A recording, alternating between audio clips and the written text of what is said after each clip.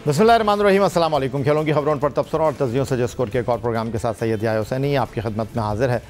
Pakistan cricket board की management committee के सरबराह नजम अजीज़ सेठी ने पाकिस्तान क्रिकेट बोर्ड की कौमी सिलेक्शन कमेटी की आर्जी ज़िम्मेदारियाँ न्यूज़ीलैंड के ख़िलाफ़ गुज़िश्ता साल 2 टेस्ट और 3 एक रोज़ा मैचों की सीरीज़ के हवाले से कौमी क्रिकेट टीम के साबिक़ टेस्ट कप्तान शाहिद खान आफरीदी को दी थी और उनके साथ राव इफ्तिखार अंजुम और अब्दुल रज़्ज़ाक़ सिलेक्शन कमेटी के मेंबर थे, जबकि उनके साथ काम करने के लिए हारून रशीद साहब भी मौजूद थे।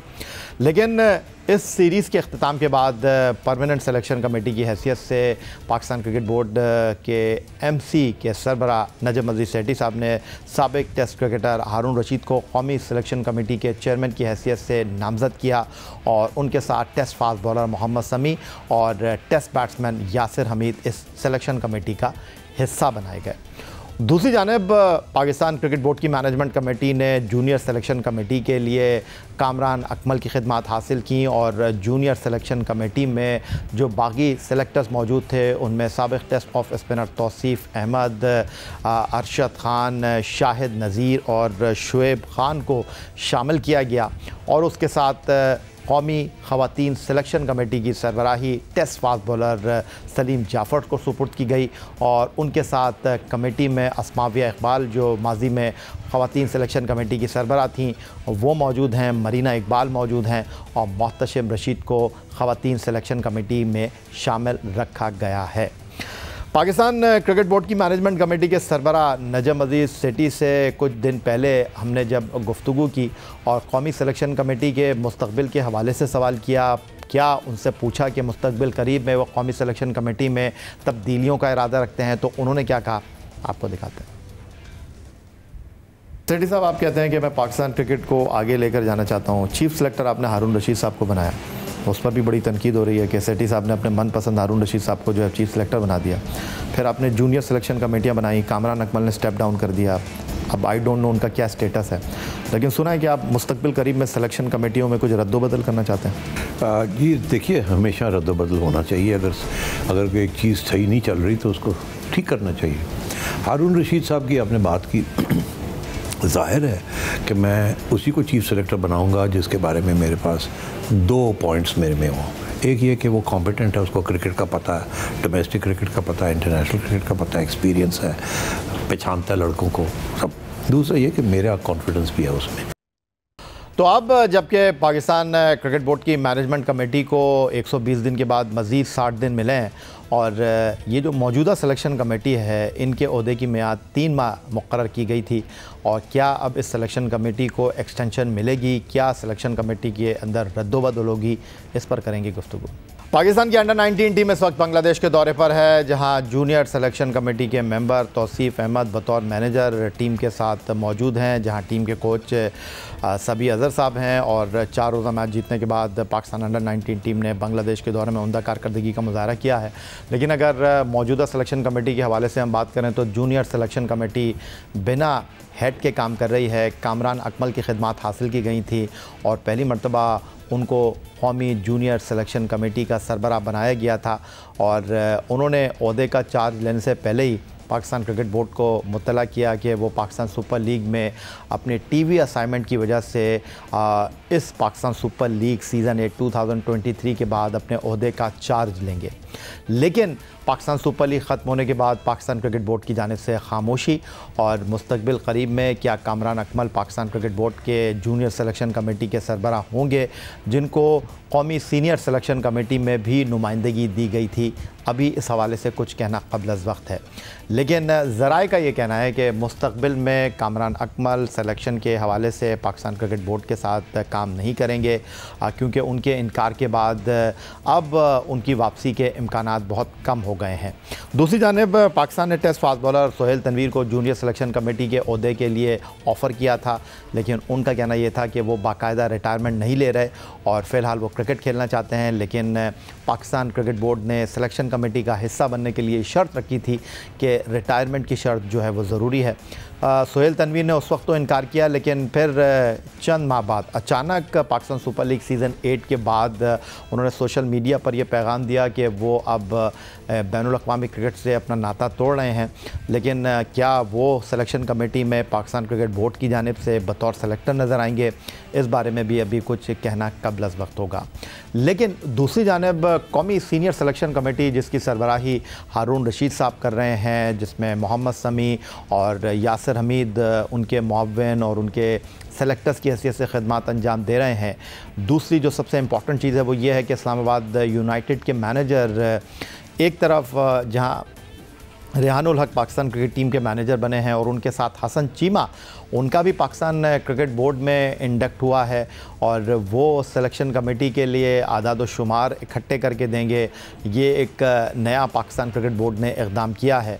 अब सवाल यह है कि मुस्तक़बिल करीब में क्या हारून रशीद की सिलेक्शन कमेटी में तब्दीली हो रही है, और इस हवाले से पाकिस्तान क्रिकेट बोर्ड के ज़राए का ये कहना है कि मुस्तक़बिल करीब में बतौर चीफ़ सेलेक्टर हारून रशीद तो काम करते हुए आपको दिखाई देंगे, लेकिन मोहम्मद समी और यासिर हमीद के हवाले से अभी कुछ कहना क़ब्ल अज़ वक्त है कि जो 3 महीने का इब्तदाई कॉन्ट्रैक्ट उनको दिया गया है, पाकिस्तान क्रिकेट बोर्ड इसको कंटिन्यू करता है या किसी और की खिदमत हासिल की जाती हैं।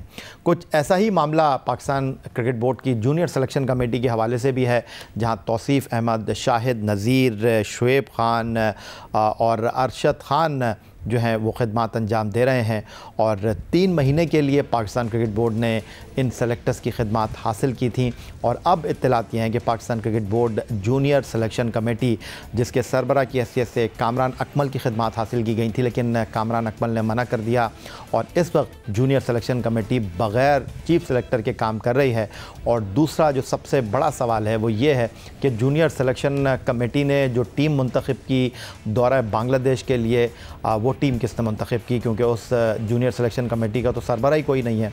फिर उसके बाद एक बड़ा सवाल यह है कि Pakistan cricket board junior selection committee का अगला सरबरा किसको मुक़र्रर करता है।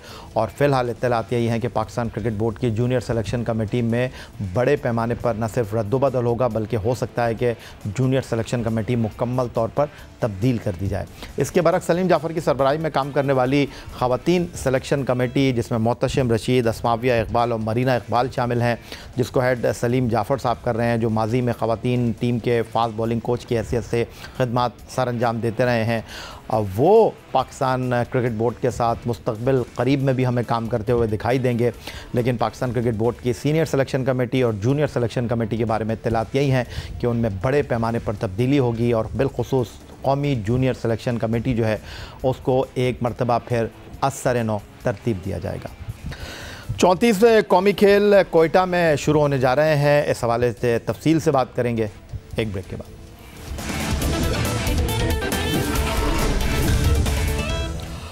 पाकिस्तान ओलंपिक एसोसिएशन और बलूचिस्तान हुकूमत के ज़ेर इंतज़ाम 19 साल बाद बलूचिस्तान में नेशनल गेम्स का इनेकाद हो रहा है, जिसका आगाज़ जुम्मे से हो जाएगा। नेशनल गेम्स का बाकायदा आगाज़ 22 मई को इफ्तिताही तकरीब से होगा। हॉकी के मुकाबलों का आगाज़ 12 मई से नवाब गौस बख्श हॉकी स्टेडियम में हो जाएगा। इसके अलावा फ़ुटबॉल, बॉक्सिंग और हैंडबॉल के इवेंट्स 13 मई से शुरू होंगे। नेशनल गेम्स में शिरकत के लिए मुल्क के मुख्तलिफ हिस्सों से टीमें कोयटा पहुंचना शुरू हो गई हैं। पंजाब, सिंध और वापडा की मर्दों और ख़वातीन हॉकी टीमों के अलावा वापडा पुलिस और हायर एजुकेशन की हैंडबॉल की टीमें कोयटा पहुंच गई हैं, जबकि वापडा की फ़ुटबॉल टीम भी कोयटा पहुंच गई है। इसी तरह बॉक्सिंग के इवेंट में शिरकत करने के लिए बॉक्सर्स कोयटा पहुंचना शुरू हो गए हैं।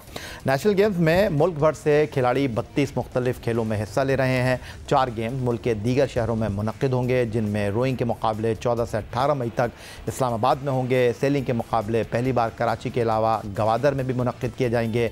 शूटिंग के मुकाबले 13 से 19 मई तक जहलुम और तैराकी के मुकाबले 26 से 28 मई तक लाहौर में होंगे। बाकी के 28 गेम्स के मुकाबले कोयटा में मुनक्किद किए जाएंगे। पहली मरतबा कॉनवे और कश्ती रानी समेत फुटसॉल, थ्रो बॉल और वुमेन क्रिकेट के नुमाइशी मुकाबले भी नेशनल गेम्स का हिस्सा होंगे।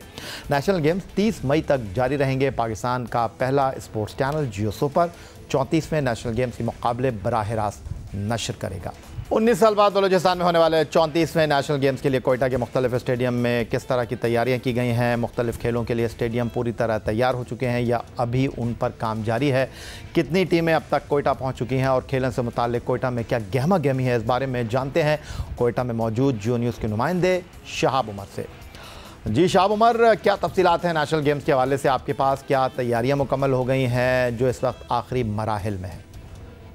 कोयटा में 34वें नेशनल गेम्स के इनेकाद होने जा रहे इस हवाले से कल से बाकायदा मैचेस होंगे और हॉकी के जो है मुकाबले कल से शुरू हो रहे हैं। और जो हॉकी की टीमें हैं ज़्यादातर मुख्तलिफ जो सूबे हैं, डिपार्टमेंट्स हैं, उनके खिलाड़ी यहाँ पे पहुँच गए हैं। और इसके अलावा जो दीगर मुख्तलिफ खेलों के जो खिलाड़ी हैं, हैंडबॉल, बाज़ जो बॉक्सिंग के खिलाड़ी हैं वो भी कोयटा पहुँच गए हैं और मुख्तलिफ खेलों के ऑफिशल्स भी यहाँ पर पहुँच गए हैं। और बाकी खिलाड़ियों के और ऑफिशल्स की आमद का सिलसिला आज भी जारी रहेगा। और मजमूई तौर पर खेलों के हवाले से महकमे स्पोर्ट्स की जानिब से जो इंतज़ामात हैं वो कर लिए गए हैं। शहर में 20 से ज़्यादा मकामात पे मुख्तलिफ वेन्यूज़ हैं जहाँ पे ये जो खेल हैं ये खेले जाएंगे। ख़ास तौर पे हॉकी, फुटबॉल और दीगर फुटसाल और दीगर जो मुख्तलिफ खेल हैं वो यहाँ पे उनके मुकाबले होंगे। और शहर के मुख्तलिफ मकामात पे जो होटल्स हैं रहायशी, वहाँ पे उनके रिहाइश का भी बंदोबस्त कर लिया गया है और जो खाने पीने के इंतज़ामात हैं वो भी वहाँ पे किए गए हैं। और इसके अलावा जो यहाँ पे जो खेल के हवाले से है, मजमूई तौर पर जो खिलाड़ी हैं वो यहाँ पे आ रहे हैं, वो भी काफ़ी पुरजोश दिखाई दे रहे हैं कि वो यहाँ पे खेलेंगे और उनकी कोशिश ये होगी कि वो जो तमगा है वो जीत के जाएं। और बाकी जो यहाँ पे जो शायकीन है जो खेल हैं वो भी यहाँ पे काफ़ी पुरजोश दिखाई दे रहे हैं चूँकि 19 साल बाद कोयटा में नेशनल गेम्स हो रहे हैं। नेशनल गेम्स चूँकि कौमी एक बड़ा इवेंट है खेलों के हवाले से, तो यहाँ पे हम देख सकते हैं कि जो खिलाड़ी हैं वो भी काफ़ी एक्साइटेड दिखाई दे रहे हैं और यहाँ पे जो शायकीन है जो खेल है वो भी काफ़ी पुरजोश दिखाई दे रहे हैं। बहुत शुक्रिया आपका शहाब उमर साहब। 34वें नेशनल गेम्स की मशल मुख्तलिफ शहरों का सफ़र तय करते हुए इस्लामाबाद पहुँच गई। नेशनल गेम्स की टॉर्च रैली का आगाज़ 7 मई से मज़ार क़ायद कराची से हुआ, जिसके बाद मशल 8 मई को पेशावर, 10 मई को इस्लामाबाद पहुँची है, जिसके लिए इस्लामाबाद के पाकिस्तान स्पोर्ट्स कॉम्प्लेक्स में तकरीब का इनेकाद किया गया। नेशनल गेम्स में 32 खेलों में 6000 से ज़ायद खिलाड़ी हिस्सा ले रहे हैं। वफाकी वज़ीर बराए बैनुस्सूबाई राब्ता एहसानुर रहमान मज़ारी टॉर्च रिले तकरीब के मेहमान खुसूसी थे। पाकिस्तान स्पोर्ट्स बोर्ड के डायरेक्टर जनरल शुएब खोसो ने भी शिरकत की। वफाकी वज़ीर एहसन मज़ारी ने torch relay Islamabad Olympic association के हवाले की। एहसन मज़ारी ने कहा, नेशनल गेम्स की शानदार इनेकाद और कौमी एथलीट की कामयाबी के लिए वो दुआ गो हैं। वफाकी हुकूमत मुल्क में खेलों के फ़रोग़ के लिए कोशा हैं। मशल मुख्तलिफ शहरों का सफ़र करने के बाद 14 मई को मेज़बान शहर कोयटा पहुँचेगी। अब कुछ बात कर लेते हैं कौमी खेल हॉकी की। Junior Asia cup hockey tournament 23 मई से 1 जून तक ओमान के शहर सलाला में मुनक़िद होगा। जूनियर एशिया कप हॉकी में शामिल टीमों को 2 पूल में तकसीम किया गया है। पूल ए में Pakistan, India, Japan, Thailand, Chinese Taipei, जबकि पूल बी में कोरिया, मलेशिया, ओमान, बांग्लादेश और उज़्बेकिस्तान की टीमों को रखा गया है। पाकिस्तान अपना पहला मैच 23 मई को चाइनीज़ ताइपे, दूसरा मैच 24 मई को थाईलैंड, तीसरा मैच 27 मई को रवायती हरी भारत, जबकि 29 मई को जापान के साथ खेलेगा। इवेंट की तैयारी के लिए पाकिस्तान हॉकी फेडरेशन ने जूनियर एशिया कप के लिए डच कोच रोलैंड ऑल्टेमन्स की बतौर कंसल्टेंट तकर्रुरी की है, जिन्होंने पाकिस्तान पहुंचने के बाद टीम को ज्वाइन भी कर लिया है। रोलैंड ऑल्टेमन्स की खिदमत सिर्फ junior Asia cup hockey tournament के लिए हासिल की गई हैं। दूसरी जानिब पाकिस्तान सीनियर टीम की कोचिंग एक और डच कोच सेक्राइट एक्मन के पास है, जिनको गुज़श्ता 14 माह से तनख्वाह ही नहीं मिली है और वो इस बात का शिकवा मीडिया के कई प्लेटफॉर्म्स पर कर चुके हैं। जबकि 14 माह से सेक्राइट एक्मन तनख्वाह से महरूम है। तो पाकिस्तान हॉकी फेडरेशन ने सवाल यह है कि किस बुनियाद पर जूनियर एशिया कप के लिए एक और क्वालिफाइड और नामवर डच कोच की खिदमत हासिल की हैं और पाकिस्तान हॉकी फेडरेशन किन शराइत पर उनके साथ इस वक्त काम कर रहा है। इस तमाम सूरत हाल पर गुफ्तगू करने के लिए हमारे साथ टेलीफोन लाइन पर मौजूद हैं पाकिस्तान हॉकी फेडरेशन के सेक्रेटरी, बैनुल अक़वामी हॉकी प्लेयर हैदर हुसैन साहब। खुशामदीद कहूँगा हैदर हुसैन साहब आपको। और सवाल यह है कि सेक्राइट एक्मन पाकिस्तान कौमी हॉकी टीम के कोच हैं, लेकिन 1 साल से ज़्यादा का अर्सा हो गया है, फेडरेशन उनको अभी तक तनख्वाह नहीं दे पाई है, उनके जो वाजिबात हैं अब तक फेडरेशन के ऊपर वाजिबुल अदा हैं। तो ऐसे में रोलैंड ऑल्टेमन्स को आप कंसल्टेंट की हैसियत से बुलाते हैं, लाहौर में वो मौजूद हैं, तो सवाल यह है कि आपके पास सेक्राइट एक्मन को देने के पैसे नहीं हैं, तो आपने रोलैंड ऑल्टेमन्स को कहाँ से पैसे दिए? थैंक यू, आपने मुझे शो में मदऊ किया। या एक्मैन का जो कॉन्ट्रैक्ट हुआ था पाकिस्तान स्पोर्ट बोर्ड से हुआ था, उनकी रिस्पॉन्सिबिलिटी थी कि उसको वो फाइनेंशियल असिस्टेंस दें, एक्चुअली कुछ प्रॉब्लम की वजह से स्पोर्ट बोर्ड भी के डीजी साहब नहीं थे, अब डीजी साहब आ गए हैं, तो मुझे उम्मीद है कि उसके पैसे भी मिल जाएंगे और एक्टमैन के। और अभी हमने उनको रिमाइंडर भी डाला हुआ है और मैं समझता हूं कि जो मुझे इतना मिली है कि उसकी कमेटी भी बन गई है जो एक्टमैन के जो भी फाइनेंशियल इश्यूज हैं वो उसको देखेंगी। तो मैं समझता हूं कि जो नए डीजी साहब आए हैं वो जो है इंशाल्लाह ताला खोसो साहब इसको सॉल्व कर लेंगे प्रॉब्लम। और दूसरा, जहां तक ऑल्टमैन की बात है, या ये ब्रिगेड खोकर साहब ने रिक्वेस्ट किया था ऑल्टमैन से, अभी कोई उससे किसी किस्म की कोई भी फाइनेंशियल उस पर बात नहीं हुई है और ये अभी ऐसा एज अ कंसल्टेंट आए हैं और ये ब्रीफ करेंगे प्लेयर्स को और कोचेस को। और माशाल्लाह से जितना मेहनत अदनान जाकिर ने की है, आसिफ अहमद खान ने की है इन टीमों पे, और गोलकीपर्स कोच और जुबैर और ये सारे जो कोच और इमरान खान ट्रेनर्स हैं, वो 2 महीने से इतनी सख्त ट्रेनिंग दे रहे हैं बच्चों को। या जब हमने 50 लड़के सिलेक्ट किए थे, मैं खुद वहाँ पर कैंप में 15 दिन मैं खुद वहाँ पर डे एंड नाइट जाता था, तो वहाँ पर जब स्टार्टिंग में बच्चों की हमें समझ नहीं आ रहा था कि हमारे पास 12वां 13वां बच्चा नहीं था कि हम किसको सिलेक्ट करें, लेकिन आज हर बच्चा कंपटीशन में आ गया। ये सारा क्रेडिट जाता है अदनान जाकिर को, जो दिन रात अपना हर चीज छोड़ के लंदन से यहाँ पर आया है पाकिस्तान की खिदमत के लिए, और वो भी बेलॉस उसमें आया। या अभी ये वक्त ऐसा है कि जिस तरह ऑल्टमैन और अदनान जाकिर कंट्रीब्यूशन इस पाकिस्तान के लिए कर रहे हैं, बाहर से आके लोग कर रहे हैं, इसी तरह हम चाहते हैं Pakistan sport board, federal government भी पाकिस्तान हॉकी फेडरेशन का साथ दे। एशिया कप में टीम जारी है, या उस वक्त भी पैसों की जरूरत थी जब साउथ अफ्रीका गई थी, वहाँ एयाज सादिक साहब ने, मजारी साहब ने बहुत सपोर्ट किया और पाकिस्तान टीम को साउथ अफ्रीका भेजा और 18वें से 16वें नंबर पे आ गई पाकिस्तान टीम। ठीक है हैदर, बहुत शुक्रिया हमें ज्वाइन करने के लिए। वजाहत की पाकिस्तान हॉकी फेडरेशन के सेक्रेटरी हैदर हुसैन साहब ने, और उन्होंने बताया कि किस तरह सेक्रेटरी एक्टमैन की तनख्वाह का जो मामला है वो हल होगा और किन बुनियादों पर रोलैंड ऑल्टमैन को बतौर कंसल्टेंट पाकिस्तान हॉकी फेडरेशन ने junior Asia cup hockey tournament के लिए एंगेज किया है। आज के प्रोग्राम में इतना ही। आप ट्विटर पर मुझे फॉलो कर सकते हैं, आप हमें ईमेल कर सकते हैं, अपनी राय से आगाह कर सकते हैं score@geo.tv पर। इस दुआ, इस उम्मीद, इस तवक्को के साथ कि पाकिस्तान में खेल और खिलाड़ी तरक्की करते रहें, सैयद यार हुसैन को स्कोर की पूरी टीम के साथ अगले प्रोग्राम तक के लिए इजाज़त दीजिए। अल्लाह हाफ़िज़।